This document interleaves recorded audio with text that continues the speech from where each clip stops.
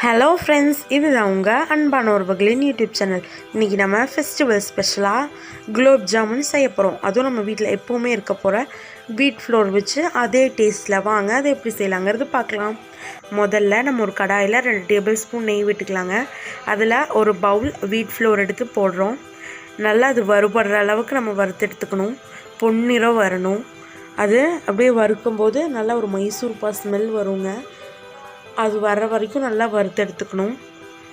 ஒரு ப்ரௌன் கலரில் அதையும் மாறிடும், கருக விட்டுறாதீங்க.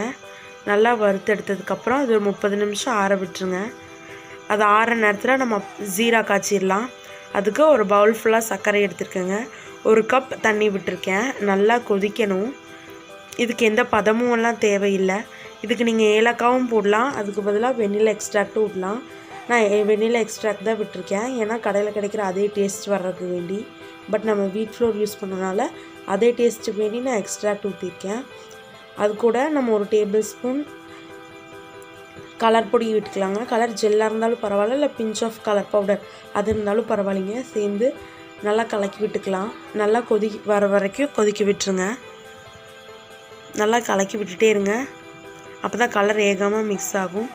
இப்போது நம்ம ஒரு அதே மிக்சிங் பவுலில் மாற்றிக்கலாம். நம்ம ஆற விட்டுருக்க வீட் ஃப்ளோரை அது கூட 1/2 டேபிள் ஸ்பூன் சோடா உப்பு போட்டுக்கலாங்க. அப்புறம் 1 டேபிள் ஸ்பூன் நெய் விட்டுக்கலாம்.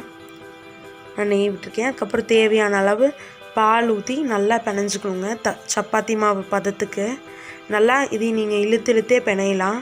அப்போ தான் நல்லா சாஃப்டாக வரும். இப்போ பாருங்கள், ஜீரா கொதிக்க ஆரம்பிச்சிருச்சு.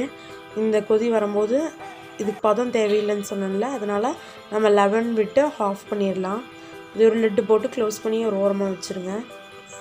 அதுக்கப்புறம் நல்லா பிணைஞ்சிட்டேன். இது நல்லா இழுத்து பிணைஞ்சிக்கோங்க. 30 நிமிஷம் ஆகட்டும். இப்போ 30 நிமிஷம் கழித்து அதில் ஒரு டேபிள் ஸ்பூன் நெய் விட்டு நல்லா பிணைஞ்சிக்கோங்க. இழுத்து திரும்பி இன்னொரு தாட்டி பிணைஞ்சு உருட்டிடலாங்க.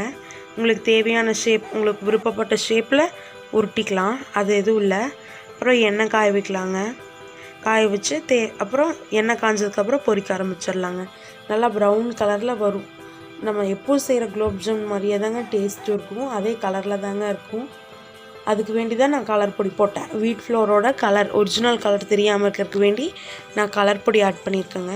பாருங்கள் ஃப்ரெண்ட்ஸ், சூப்பரான குலோப் ஜாமுன் ரெடி ஆயிடுச்சு. இப்போ பாருங்கள், நான் உங்களுக்கு கட் பண்ணி காட்டுறேன். அதே டேஸ்ட்டில் நம்ம கடையில் கிடைக்கிற அதே மாதிரி சூப்பரான குலோப் ஜாமுன் ரெடி ஆயிடுச்சு. கண்டிப்பாக இதை உங்கள் வீட்டில் ட்ரை பண்ணி பாருங்கள். இந்த வீடியோ உங்களுக்கு பிடிச்சிருந்ததுன்னா லைக், ஷேர், கமெண்ட் பண்ணுங்கள். அன்பான உறவுகள் சேனலை சப்ஸ்கிரைப் பண்ணுங்கள்.